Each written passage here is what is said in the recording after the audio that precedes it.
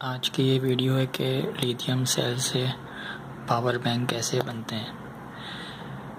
जैसे ये मेरे पास बहुत सारे सेल हैं और ये ब्रांडेड सेल हैं जो जेन्युइन लैपटॉप की बैटरीज़ में से निकलते हैं।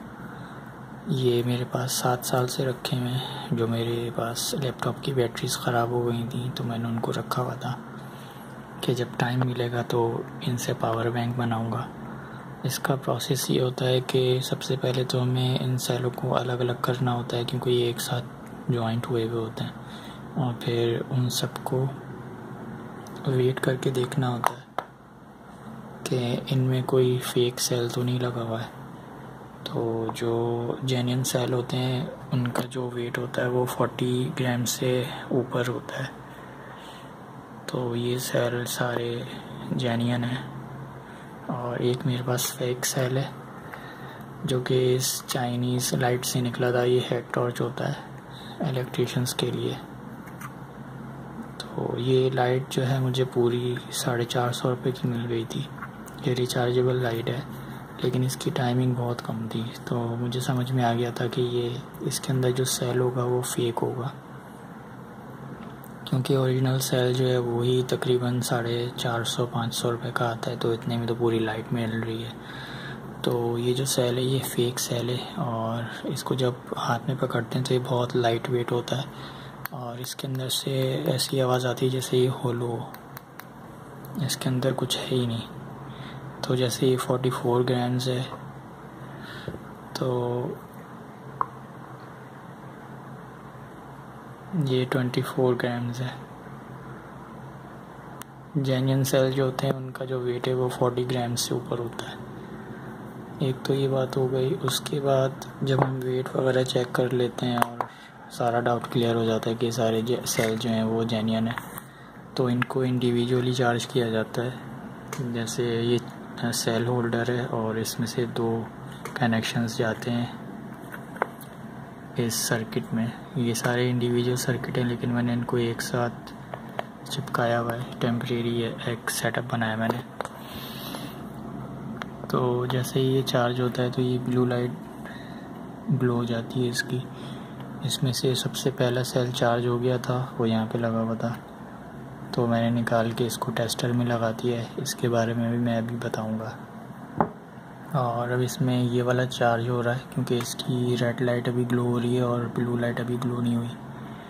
और इसकी जो ब्लू लाइट ग्लो हो रही है तो इसका मतलब है ये भी फुली चार्ज हो गया। उसके बाद बारी आती है जब ये चार्ज हो जाते हैं तो इनको इन टेस्टर में लगाया जाता है। ये कैपेसिटी चेक करके बताते हैं कि एक सेल की कैपेसिटी कितनी है। तो यहाँ पे लिखा हुआ है एम्प आवर के हिसाब से बताता है ये कि कितनी कैपेसिटी का सेल हमने लगाया है इसके अंदर। तो जैसे ही हम इसको ऑन करेंगे, इसको 5 वोल्ट का जो चार्जर होता है मोबाइल का वो ही यूज़ करते हैं इसको ऑन करने के लिए।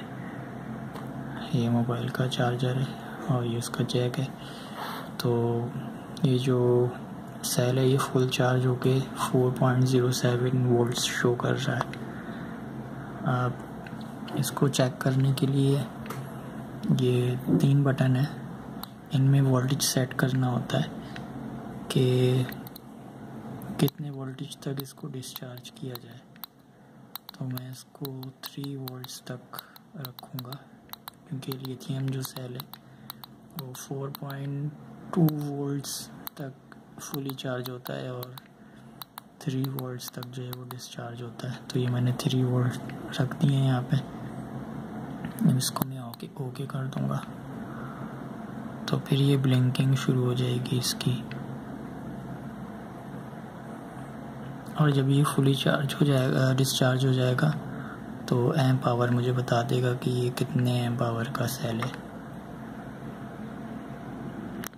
बेसिकली ये सेल को डिस्चार्ज कर रहा है और इसमें सर्किट बना हुआ है जो इस सेल को डिस्चार्ज करेगा।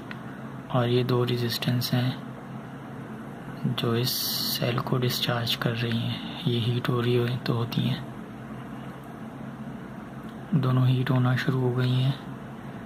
इसका मतलब ये है कि सर्किट काम कर रहा है और ये सेल डिस्चार्ज होना शुरू हो गया है। तो अप्रॉक्सीमेटली 1 आवर्स तक लगते हैं इसको टेस्ट करने में, एक सेल को।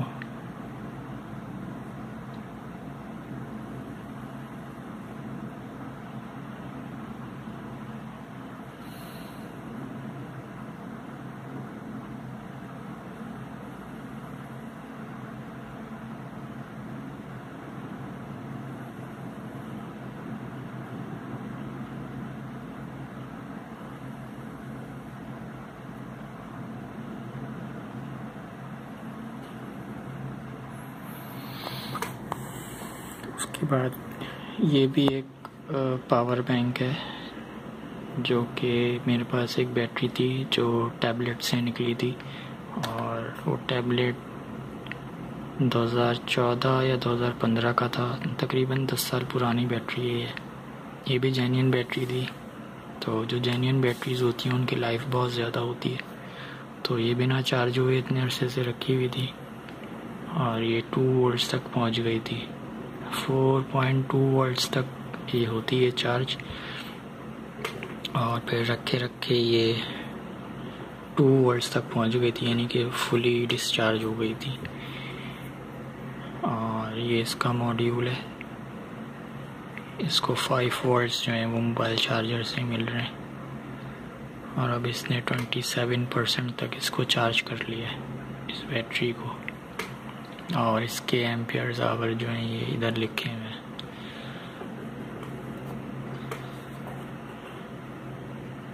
– 4325 मिली एम्प आवर की है ये बैटरी।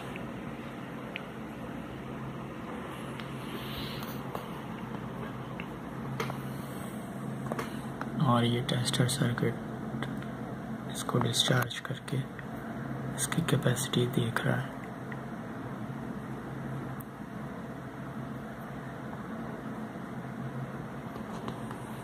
तो इस तरह ये पावर बैंक्स बनाए जाते हैं।